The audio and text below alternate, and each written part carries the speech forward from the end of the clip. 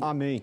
Presidente, só nesses 2 minutos porque eu voltei a ser, e é bom ser redarguido, esse eu adoro esse bom debate feito nesse nível. Primeiro, eu não menosprezei, menoscabei a quem quer que seja, Vossa Excelência bem o sabe.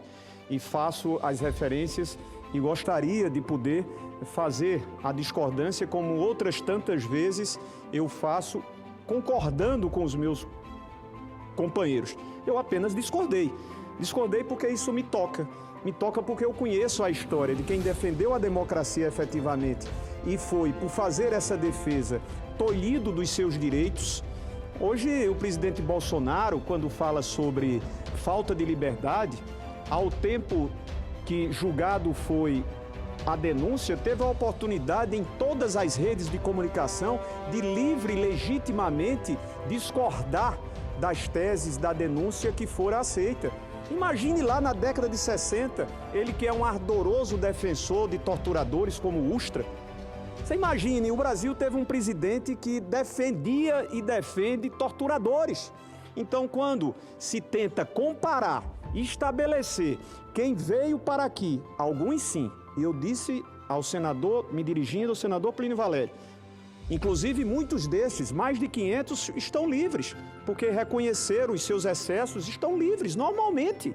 Aqueles que foram julgados e que porventura tenham sido identificados excessos, e nós sabemos que houve alguns excessos, que haja revisão como provavelmente haverá de tê-las.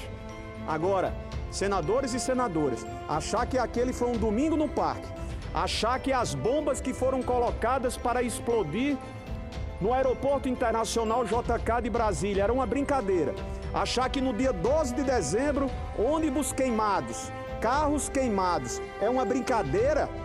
Achar que aquilo que foi motivo de discurso reiterado, deliberadamente para se preparar um ambiente pró-golpe, é de desconhecimento nosso, ou minimizar que o seja, me perdoe, essa culpa eu não levo absolutamente, nem que justificadas fossem as condições para eu voltar ao Senado dizendo aquilo que a minha consciência não me permite. Até porque subo à tribuna não para fazer likes, subo à tribuna não para ser visto ou ser aplaudido. Eu subo à tribuna para professar convicções que são as convicções de uma história, como vereador, prefeito, deputado federal, senador da República.